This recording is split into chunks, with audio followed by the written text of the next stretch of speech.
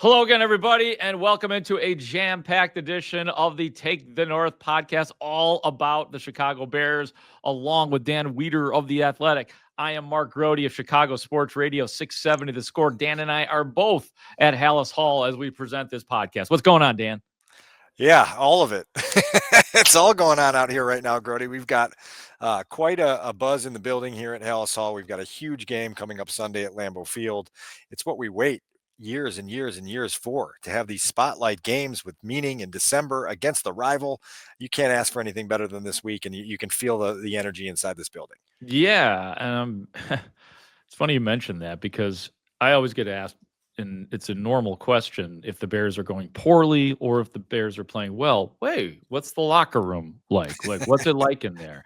And I'll be honest with you, like, I did not notice much difference, believe it or not, even relative to last year, maybe about 3-4 weeks ago. Today was the first day, and we were recording this out here on a Thursday at Haugh, where Dan and I again are as we speak. Today was the first day where I did notice a jump in the locker room today. It's been an optimistic, happy locker room, of course, all year, but it was like that last year. Like, they bonded last year. They got along well in that locker room last year. It's different now. I mean, I don't know if you sense that today, Dan, but maybe the fact that there's 50 media members in there too, and that has sort of gone up a little bit.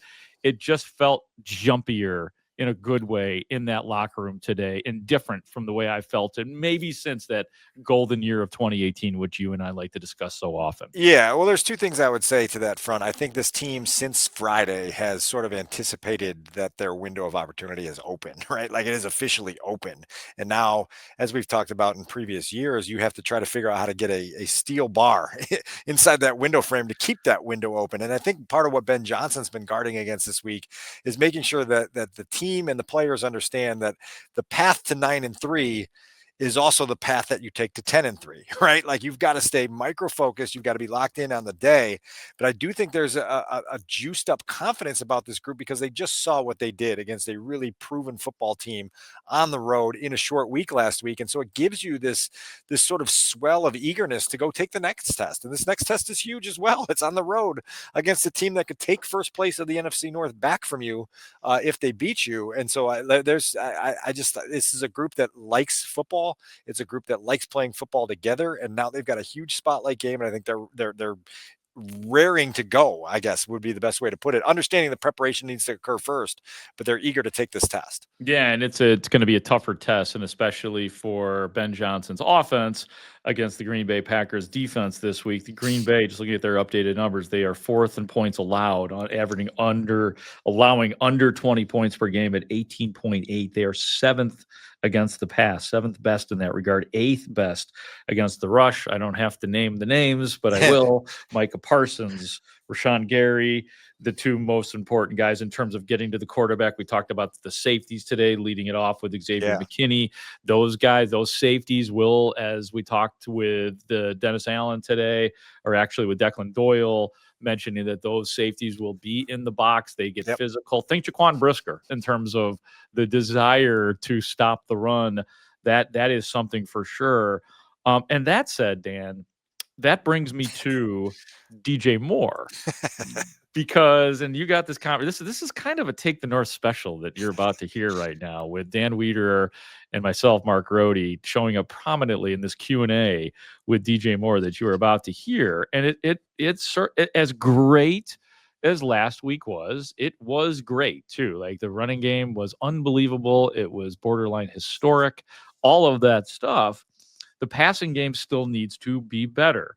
And we did talk to DJ Moore about that and what he thought about Ben Johnson being somewhat critical of the passing game. Here is that Q&A, Dan, that I would like everybody to listen to. Ben starts this week talking about the need to get the passing game enlivened, and then he details it down to each position group. What do you hear, and what's the message coming off a signature win when the coach brings it up right away? Get that shit done, or we won't have no passing game. So we need to be on the details on that. So, I mean, I like running the ball and blocking for the backs and get all the accolades, but no, we need some love on the outside too, so we need to get that going. So that said, did you like hearing that from the coach? You never want to hear nothing I mean, it wasn't negative, but it wasn't the best feeling. So you just want to not have him say that anymore. So we just on the details. When he brings it to light, you better go out there and execute. Specific example of some of the route precision that you can. I could tell you from my perspective, I slipped twice this year, and I usually don't never do that. And the one in Philly was bad, and can't have that no more. I mean, that's out of your control, right? Like, No, that's not out of my control. They my feet. What you mean? Like, what you mean? Like, so when I slipped, I already knew. I was like, man, fuck. And they threw the ball. I was like, please just don't pick it, and let's try to move on from that. Cleats? You had the right. Did the feet have the right cleats? All my cleats is the right cleats. Nike is the right way. But yeah, it didn't have nothing to do with the cleats. It was just me and how I was coming out the route. You realize, Dan, that you induced maybe one of the best quotes of the year right there. They're my feet. Of course I have control. It's such an interesting back and forth there because, I mean, look, like I think field conditions probably played a role in that, but I appreciate DJ taking accountability for slipping, and understanding that body control is kind of going to be part of this equation as they go forward. One of the reasons that is a TTN exclusive there, Grote, is because they can't play that clip on ABC 7, 5 o'clock news. It's going to have to be tuned up a little, but cleaned up just a little bit. Yeah. But DJ's like an advent calendar, right? You pop the door open, you don't know what's inside of it, and you just hope you get something good. And today we got that. We did. But what do you think about that, Dan? Because there was a lot of satisfaction, even for 48 hours after that game. The Bears we know damn well they still need Caleb. They still need that passing game, and I feel like they're going to have to take a step up this week against the Pack. Yeah, look, and for the rest of the month, and I thought that was why it was all so notable, because Ben Johnson obviously volunteered to us on Monday that the passing game needs to be better. But he did that after meeting with his players. And as they return to the building after a signature win that has them on cloud nine, he greets them with, the passing game's not good enough. I'm going to show you a bunch of ways it's not good enough. And to his credit, Grote, what I found really sort of significant about this is Ben started that entire meeting by showing them 3 or 4 clips of play calls that he didn't that he didn't think he did a good job with. And so he puts the onus on himself first. Then he details for the pass catchers, the route precision that's needed, the depth, and all the other things that go into that. He details for the quarterback areas where he's got his first read open and he's just got to get him the football. And so there is a collective effort here to get this fixed, but the head coach isn't going to just say that lightly. He expects follow through, right? And you kind of heard that from DJ in that bite you just played about the understanding from the players that coach doesn't just say things just to say things. He expects you to respond to what he's saying with work and preparation in this week to try to get this passing game going, and they're absolutely going to need it on Sunday. I don't think they're going to run for 281 against this Packers defense. I didn't think they were going to run for 281 against Vic Fangio's defense, but you're going to need the passing game here. And for the rest of the regular season, you're outside. There's a lot that goes into this. And I think Caleb in the passing game better take it, very seriously, that their role in getting this team to reach some of the goals that they're striving for. We got a lot to get to, but let me roll through the practice report here late in the week, Thursday at Haugh. Not practicing still, Tyreek Stevenson, because of that hip injury. It feels like he's probably going to be out another week, but we'll see. Rome Odunze missed practice because of his foot. Ruben Hippolyte still nursing a shoulder injury, and Joe Thuney needed his rest today. He gets a Veterans Day off. Any concern about Rome Odunze? I know he's been dealing with the foot, I think, a lot of this year. I think it was a heel. It was down to a heel injury before specifically, which is the foot.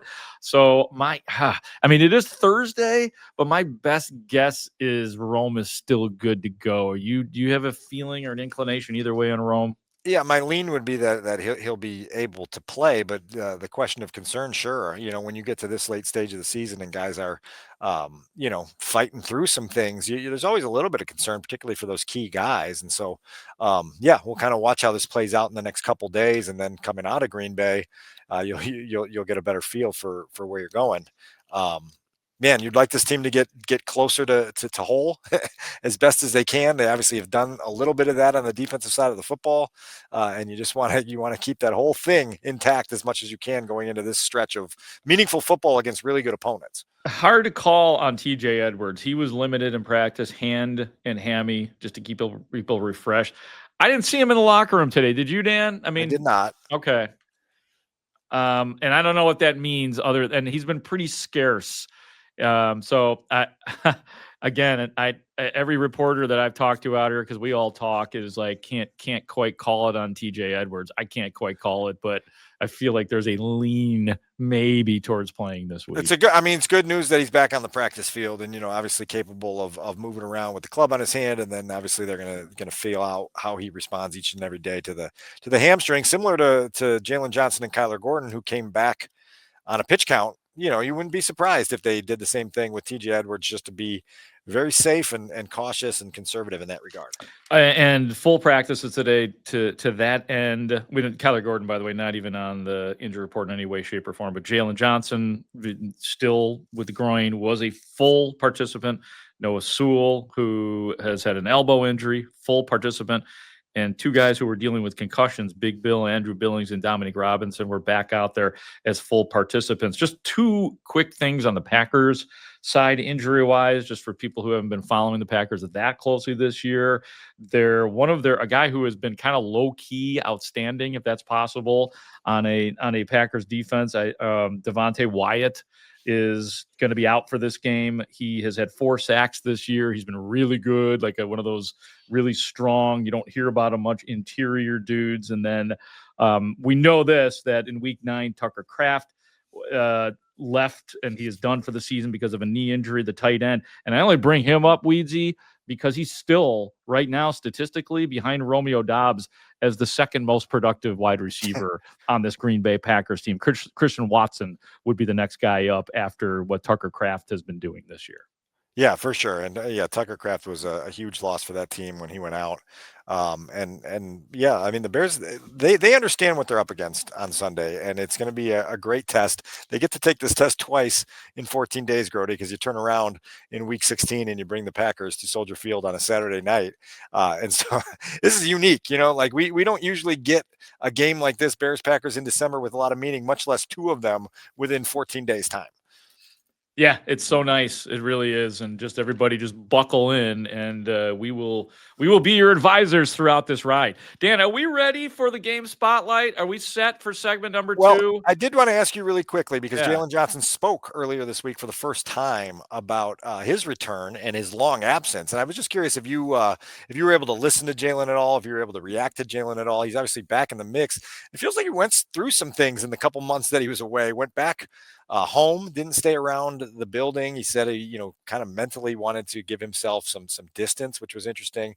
Said he did a 10-day fast somewhere in there, Grote, where all he had was fruit and water, apples, mango, pineapple, berries, and lost upwards of 20 pounds, which was an interesting thing to do in the middle of a season. But he's done a great job of getting himself back to be able to play again. And I think there was, almost some mental and spiritual things that happened to him while he was away as well. He is an interesting character, and yeah, I did hear a lot of that. And it seems like every year or two, Jaylen Johnson has these very real moments with us in terms of what he's doing to make himself better. He did admit to us that he had been dealing with a sex addiction. I think that was 2 years ago that he revealed that, I want to say. Right when he signed his big contract, it was coming out of that extension.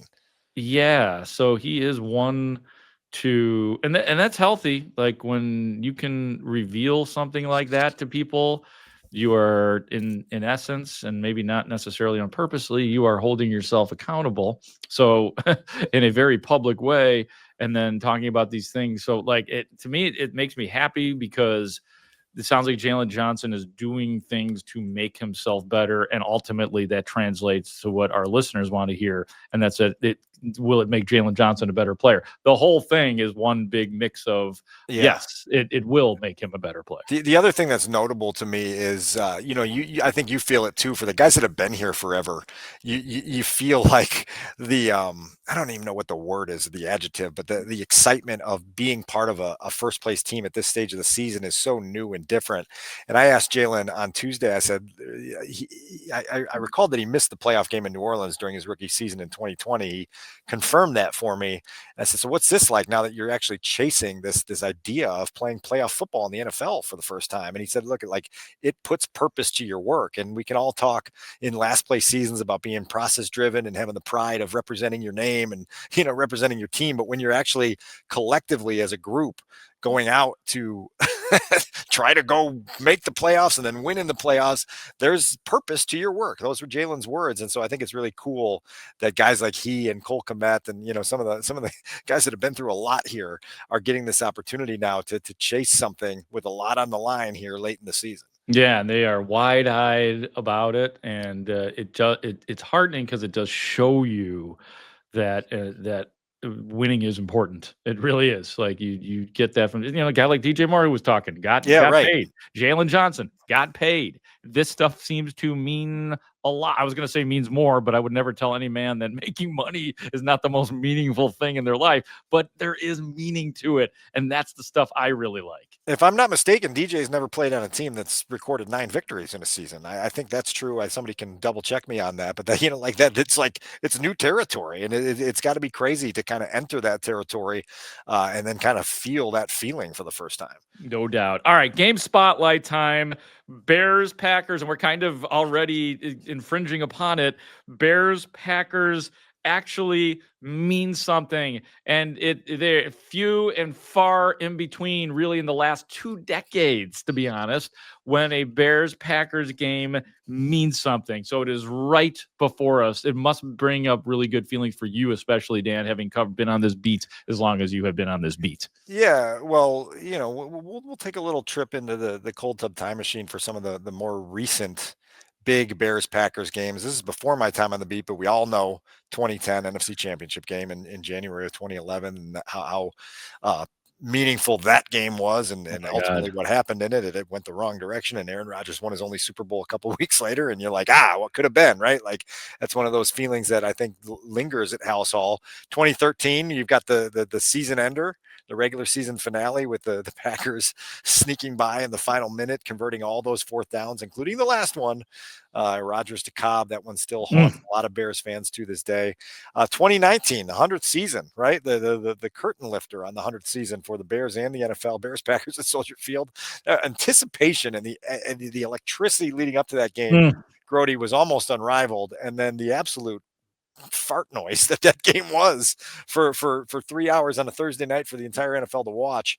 That lingers around too. And then 2020, people forget that the Bears played the Packers at Soldier Field with a win and get in scenario for the 2020 playoffs. And they actually lost that game and then got help from some NFC West matchups later in the day to help them backdoor their way into the playoffs. But that's it. Like, over my time on the beat, we're talking about 3 games that have had this sort of, gusto to it, this sort of significance and stakes to it. And so this should be a lot of fun on Sunday for these teams to kind of get in the ring with a belt and a prize fight. It's got that whole feel to it, doesn't it? It does. I'll throw in, if this is legal, the 2018 division clincher at Soldier Field. So I'll throw that in there.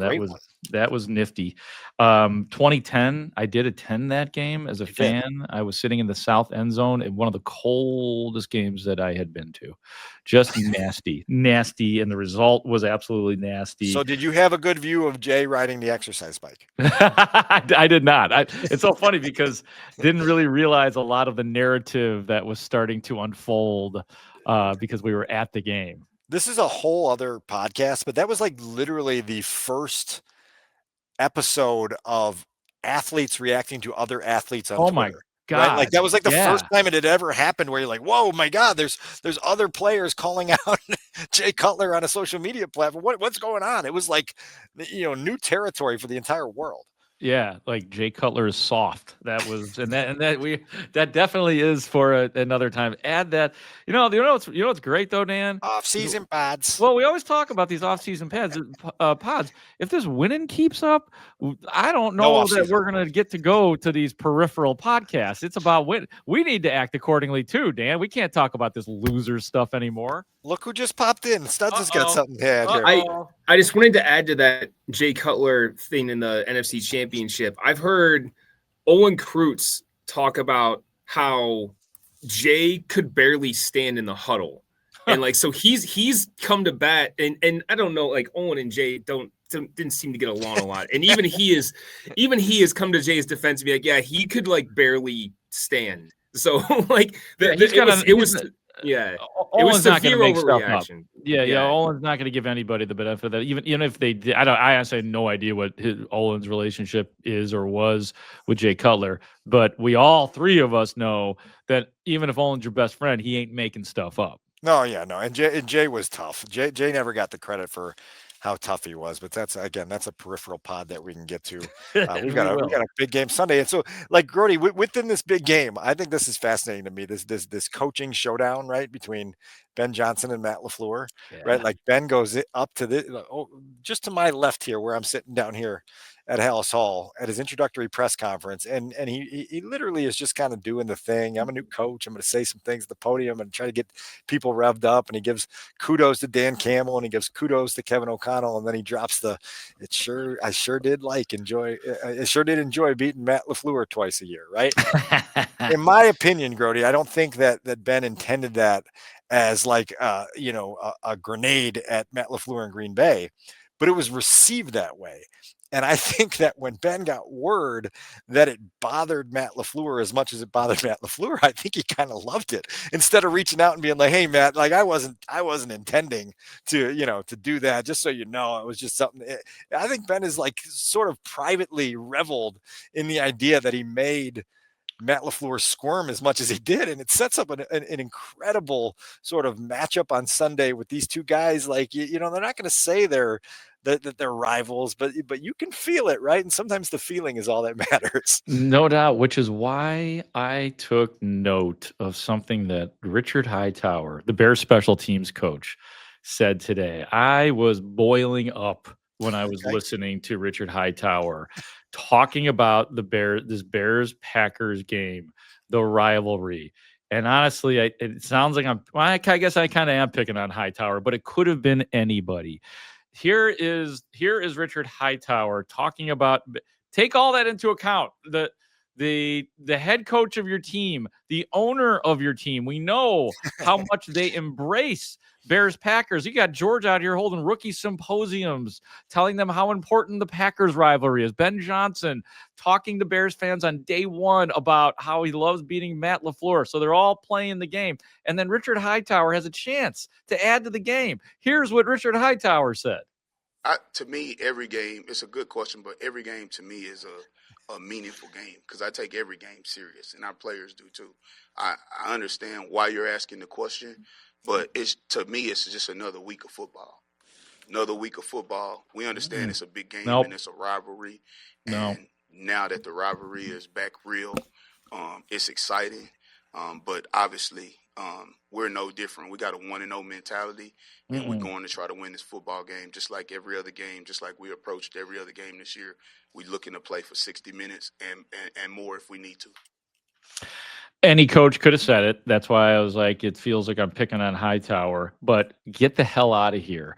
This game is very meaningful, not just because Bears-Packers, but yes, because Bears-Packers, but also you have a chance to really put some distance between yourself and the NFC North at this time. And so I don't know why that bugged me that he like just go along with the program.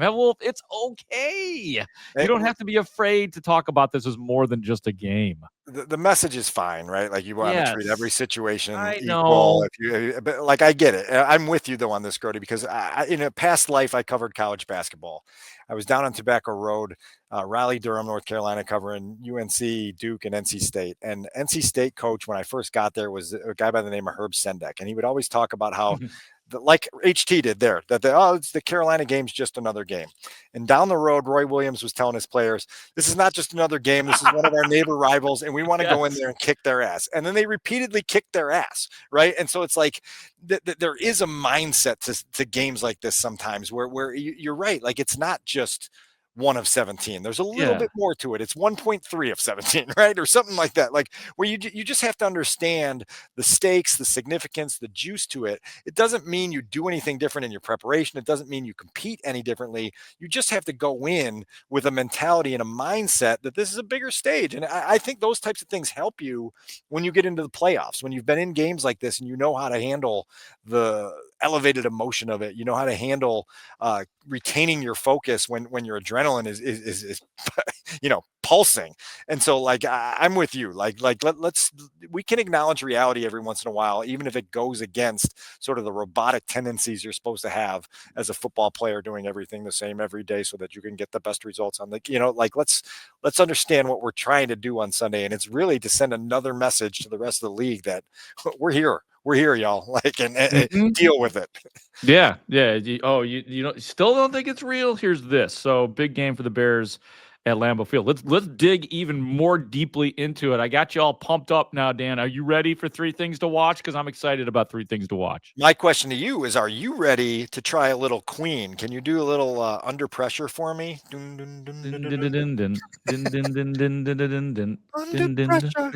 That's my first thing to watch here. It's Caleb Williams under pressure, and it's Caleb Williams under pressure from the Green Bay defense, and it's Caleb Williams under the pressure of what this season now is in December. We'll start with the Green Bay defense because you heard from Bears head coach Ben Johnson multiple times early in the week how much respect he has for this Green Bay defense. He talks about Micah Parsons and how dangerous that player is and how the Packers do a great job of moving him around and making him very dangerous to you. Rashawn Gary, who you mentioned earlier in the program, still a threat. So if you pay too much attention to Micah, here comes Rashawn. The linebackers, you're talking about Quay Walker and Edgerrin Cooper, 2 guys with a lot of speed that can be very, very helpful in slowing down an opponent's rushing attack. The safeties, as you mentioned, Williams and McKinney on the back end, Evan Williams, Xavier McKinney, great in run support. They said maybe the best 2 safeties that they're facing all year. So this is what Caleb Williams is up against on Sunday at Lambeau Field. And he's got to understand that this is a defense that his own head coach said maybe the best one we faced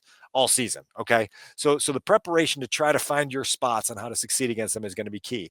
And then I'm also just interested to see how Caleb handles this, right? We're in December. Like the outside noise is mushrooming. People are trying to figure out, are the Bears really for real? Are they a legitimate Super Bowl contender? How does Caleb handle all of this? The pressure of being QB1 for the Bears, a team that is on the escalator right now and trying to stay there. And it's going to be really interesting to see how he plays in this game. I think you can make the argument that it's amazing the Bears have won 9 out of 10 with the growth curve of the quarterback the way it is, but that they're going to need Caleb in this football game to be more than just a passenger, right? Like he's going to have to be an engine at some point. We'll see how he does.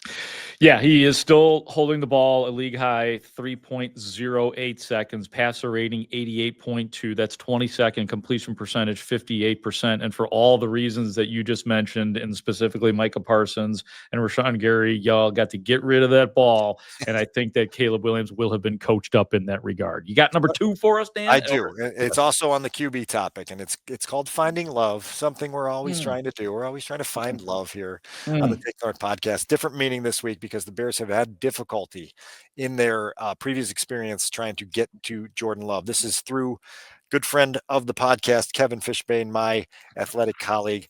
He has given me the statistics that in the 4 starts that Jordan Love has played against the Chicago Bears, the Bears have only hit Jordan Love 7 times in 4 starts. They've only sacked him 3 times. And so it has not been something they've been very good at, getting to Jordan Love and forcing him into mistakes that change football games. They managed to do a little bit of it last January when they were able to steal that game in week 18 at Lambeau Field. But you got to get there. You got to find a way to create pressure. Dennis Allen is starting to get these defensive backs back, which allows him to be a little bit more creative with some of the pressure packages he turns loose. It's going to be really interesting to see where they go. Jordan Love, Grote, for the record, he's cleaned up his turnover problems, only 3 interceptions this year. He's got a passer rating of 104.3. That's top 5 in the NFL. He's only been sacked 17 times. Just like the Eagles a week ago, the Packers enter this game against the Bears, leading the league in fewest turnovers. This is what you're up against. Let's see if the Bears have answers. Yeah, and the Philadelphia Eagles were really good at protecting the football too, and they were able to force a couple turnovers last week. So yeah, twice. So that should give you some. And I don't know if you mentioned this, Dan. I got this wrong. I think it's right. Jordan Love has a 67% completion percentage so far this year, something that we know that is closer to what the Bears are desirous of as it pertains to Caleb Williams. He has been sacked 17 times this year, so they are protecting him. He has been efficient, and 19 TDs to go along with those 3 interceptions that you mentioned. Right. And you're getting to the time of the year where better quarterback often wins, right? Like, and so like, Great this point. is it, right? Like this is the stage that you're going to be on going forward. And so the Bears are going to have to figure out a way to make Jordan Love worse. Number 3, Dan. Extreme makeover. We're going to talk a little bit about the Bears offensive line here because I put out a tweet earlier this week, Grote, listing what the Bears offensive line was when they went to Lambeau Field in January for week 18 of the 2024 season. Their starters from left to right were Larry Borum, Jake Curran, Coleman Shelton, How we doing? Matt Pryor, My God. and Darnell Wright. Jesus. The reserves, Doug Kramer, Karan Amagaji, Chris Glazer, and Mark Grote's personal friend, Tevin Jenkins, was inactive that day, which Tevin Jenkins often was inactive for many games. Those were your offensive linemen going into that game last year. And now you see the talk of this current Bears offensive line with the investments they made and the return of investments they've gotten, and people around the league with credibility on this topic talking about this as a top 3 offensive line in the league, if not the best one in the league. I know you had Patrick Manley on a few days ago on 670 The Score, and he talked about this line as a chorus line. He said that their footwork, their fits, it's all just very harmonious and working together. It's really almost unfathomable to me to hear a Bears offensive line being talked about in this regard when for the last 7 or 8 years it was, how come they can't get an offensive line? How come there's 22 new starters every week? It's just been a revolving door of misfortune, and now you've got a group that you can go win behind, which they obviously did Friday in Philadelphia. What they spent on their interior, which they finally said, screw it, we can't keep doing this. They got themselves a real center, which has been a bugaboo since Ryan Poles got here.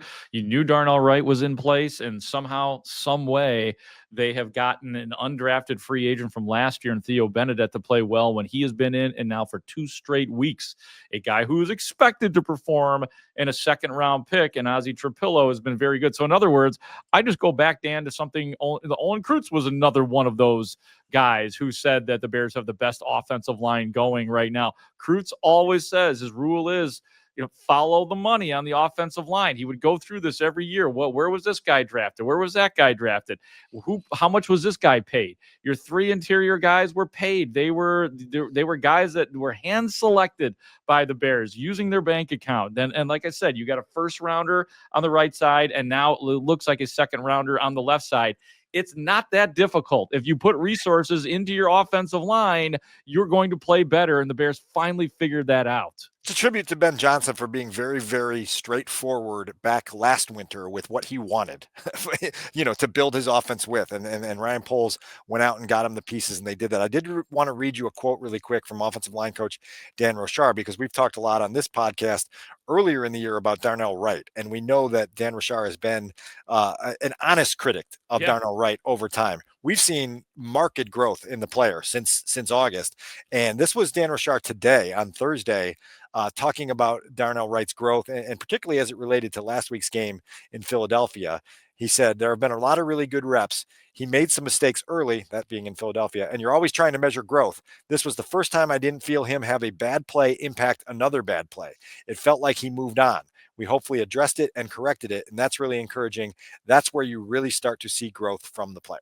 So that's a nice little insight from the offensive line coach, who we know has been very blunt with his assessments, and then to kind of throw the flowers at, here's a sign of growth, is that we've got a player now that is quickly regrouping after he makes mistakes. Huge part of that offensive line for sure. Such a great point. And again, it is like actual progress that we can point to. And that's just another thing that we haven't been able to do. Because yes, Dan Rochar was hard on Darnell Wright, said some things that were like if just paraphrasing, Dan, saying like sometimes he's good, sometimes he's bad. Like sometimes I don't know where drifts. Exactly. Yeah, all of it. Grote, I honestly think that's the special sauce of this entire coaching staff. It's like, guys, do you know what we're trying to do? And Ben said it early on in the spring about like the standard is this good enough football to win on the final Sunday in February. And if Yeah. it's not, we've got to address it, and I just love that. That's like the daily thought process. I'm like, we'll pat you on the back, but it's not good enough until we've got confetti coming down on us, and George and Kevin Warren are accepting the Lombardi Trophy. It's amazing. It really is. I mean, it's so nice. And before we get to our best bet segment, while we're talking about all this, I want to thank all of our listeners on Take the North. I know we have a lot of new listeners and viewers here with the Bears getting better and all of that stuff. So thank you to everybody who watches, subscribes to this podcast, which you can do. We appreciate that. We're ever pushing people to do it, but we love that you are doing it and you are part of something. And if you're just tuning in, Dan and I, lifelong Bears observers, Bears fans growing up. Dan has been on the beat for a decade plus and working for The Athletic, had worked for the Tribune. I work for The Score, where we talk about the Bears every day. And Dan and I are in the locker rooms, on the road with the Bears at Soldier Field. Where the Bears are, we are. So just a little bit of what you are getting from us. And we thank you for being with us here on Take the North. This is my message to the newcomers. Thank you for stopping by. Where the hell you been? Yeah, well, I get it. Hey, man, some people like. No, I know you are, but it's just funny because my cousin Giancarlo, he like punishes teams. He'll like stop. He'll give he gave the Bears like a 3-year suspension. Like he didn't pay attention to them, but he has come out of it. He has come out. My guy Giancarlo Nardini, who runs Club Lago, by the way, in town. He is like jumping on the bandwagon, and I love that. Like.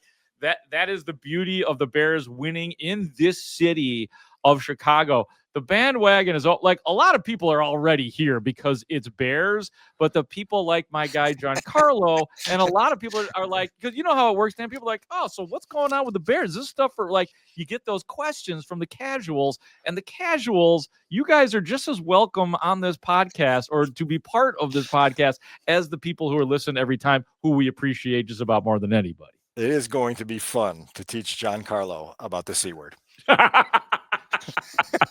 It is time now, ladies and gentlemen. By the way, the C Word podcast coming soon to a theater near you. Probably look for it this weekend, I would say. By the way, our studs, come on in here with us. But Adam was able to confirm that this was DJ Moore's first winning experience. DJ Moore has experienced, never been on a team with more than 7 wins. So studs, I appreciate that. Also, our best bet segment, Mr. Studzinski, is brought to you by FanDuel Sportsbook. Make every moment more.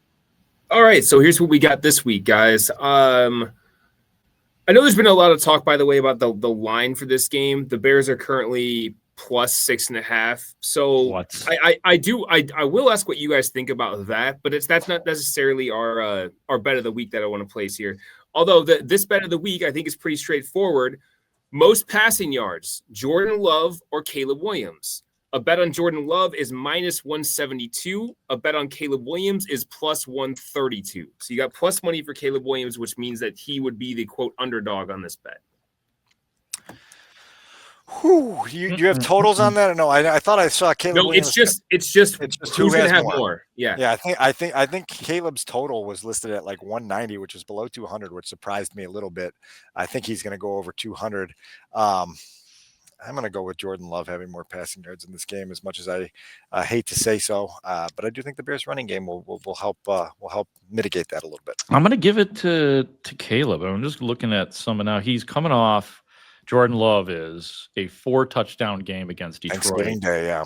In which he did throw for 234, but in the 2 previous games against bad teams in Minnesota and the New York Giants, Love threw for 139 against Minnesota, and Love threw for 174 against the New York Giants. And I think that don't think that little tweaking from Ben Johnson and what we heard from DJ Moore doesn't matter to these guys. Something tells me, and I'm not saying this is going to be the breakout game for Caleb. He's going to throw for 300. I do think he throws for more yards in this one than Jordan Love.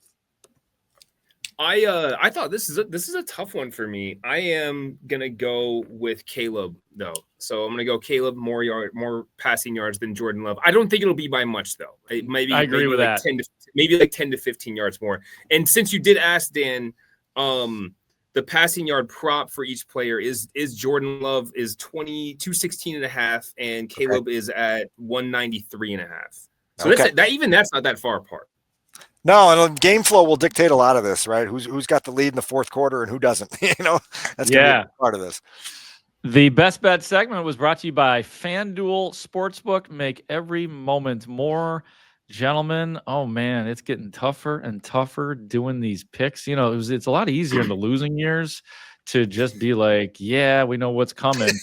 This is a tough one. I guess I will go first with this one. I am worried about this game at Lambeau. The defense is legit. That's a really good Packers defense. We know what those, all your Romeo Dobbses and Christian Watsons and Dattavion Wickses of the world can do to the Bears. But I'd like the Bears to keep it rolling. I do. I'm picking the Bears to win this game.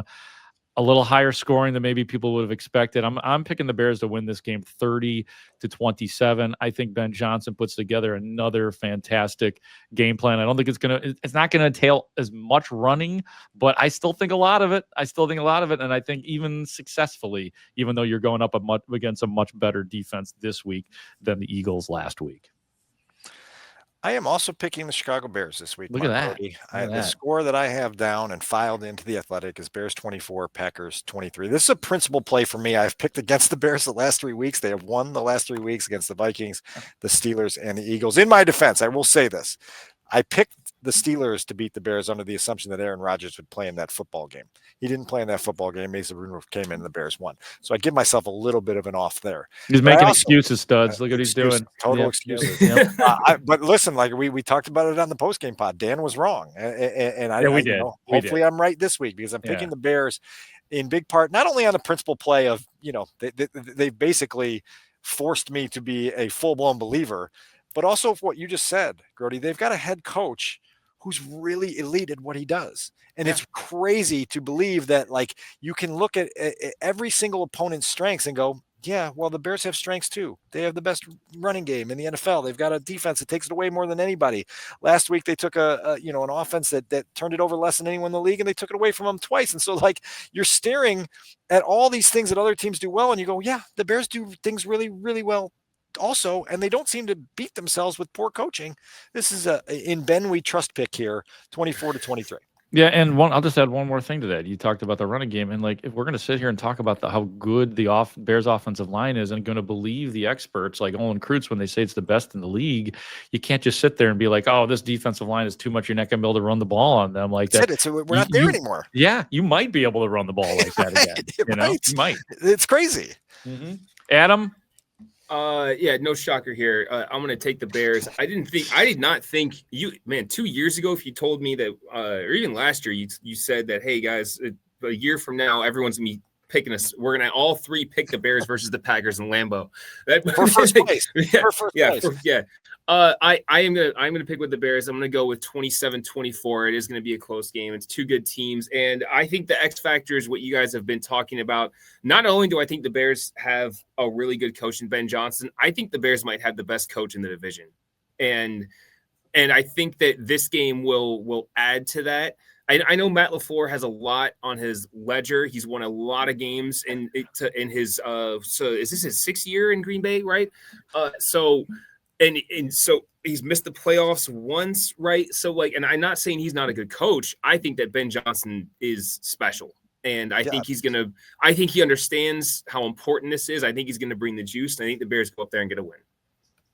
Matt LaFleur, Kevin O'Connell, and Dan Campbell have all lost luster. They're not all of a sudden bad coaches, but they are being tested. They like Matt LaFleur, Packers, like listen to Packers radio. Listen to what they're writing there. They wanted him out. They lost 2 in a row. They were 5-3-1, and he was taking questions on, do you feel like you're coaching for your job? Yeah, it's crazy, man. It really is. And Kevin O'Connell, man, well, apparently he's not magic. Like these are probably still excellent coaches. I still think Kevin O'Connell is a terrific coach, but it does take a little luster off when everybody just assumes. And I know that there's some disagreement with the GM, who I don't know if the Minnesota GM is even going to be there next year, which is wild in itself. It's so nice to see some doubt, at least from some of these other coaches. And this is, again, not me saying that any of those guys are bad. I think it's going to be really fun in about 2 years to rank all the coaches in the NFC North. And I can't tell you right now how it's going to line up, assuming everybody survives and doesn't move on to other pastures. There's a couple ways you can look at what you just said. Number one is you can see that up down the road, there's some hard times coming for Ben Johnson, and we don't know when those are. Of course. And what they will be, but they're coming because they come for everybody in this league. It also is a reminder that, hey, you go ahead and when the wave is letting you surf it, hanging 10 and feeling good, you ride that wave until that wave is over. And right now, that wave is as good of a wave as we felt around here in a long time. I'd also echo what Stud said. When you're in these runs like this, you try to not just drink from the helium tank and float off into the sky. You try to keep your feet on the ground. But I believe Ben Johnson's a superstar in the making here as a head coach. And it's like he just continues to prove it with the way they go about everything. It's crazy to say, right? Like it's crazy to say that could be the effect that is changing this football team around. Rich Campbell and I talked about it a little bit on our previous episode. There's some Sean McVay there where you have this guy that is so good X's and O's wise, but yet is his incredible connection skill to get the best out of his locker room. It's rare, and you're experiencing it right now in Haugh, and we'll see where it takes the Bears Sunday and for the rest of the season. All right, we're going to have one more episode this week that will, like I said, I think, you're listening to this episode now if you're our Take the North listener, but there is one very important episode that I think will drop on Saturday, I want to say, and it is Dan Wiederer's Culture Extravaganza. It is coming. I'm very excited about this. You've just been beaming. You've been planning this since the 9th win, and you promised you would, man. Well, we'll tease it a little bit for folks. It's going to be a little bit of an open mic where we're going to hear from a lot of different people on the C word, and they're going to give us some insight and some topics to discuss a little bit. It's going to be fun because there's going to be some past voices you're going to hear from that are going to maybe make you cringe a little bit. It's going to be some current voices you hear from that make you say, hell yeah, that's the direction the Bears are going. So C word, here we come, baby. Culture, culture, culture. And for people who are just jumping in on the podcast, that is not a word that Dan allowed himself to use in regards to the Bears for the last several years, just because, it's not really been a thing here at Haugh. Everybody talks about culture, but the culture has arrived. All right, let's get out of here, Dan, unless there's anything else that one you would last like little to say shout to out our TTN audience. Nashawn Wright. NFC Defensive Player of the Month. Really cool to hear from him on Thursday afternoon at the podium here at Haugh. This is a guy who I don't think anyone in Chicago took note of his signing back in the spring. It was like, oh, okay, there's a transaction that was made. Nashawn said that when he arrived here back in the spring, his goal was to make the 53. Now he's looking at possibly being a Pro Bowler and a guy who's going to cash in big when the contract expires next March. And so really cool story here. Fun to see him get his just dues here and really just a fun story within a fun year. Yeah, and that story is going to get serious too, because Bears can't pay everybody. They're not going to pay Tyreek Stevenson and Nashawn Wright the big bucks, I don't think, Dan, unless they're doing business differently. But that truly is a podcast for another day, I would believe. No doubt. I think you went and visited with Nashawn a little bit in the locker room today. I did. I know that we had that 2-on-1 with him a couple months ago. For people that want to go back and just kind of hear from him a little bit more, they can find that somewhere. But really a fun guy to talk to, a really good kid, and obviously is getting the best out of himself this season. Yep, no doubt about it. Yeah, it's like 5 or 6 podcasts. But just go through the list of podcasts wherever you get them, and if you want like 5 good minutes with Nashawn Wright, we've got that for you as well. He's a fascinating kid, super nice, all the good stuff.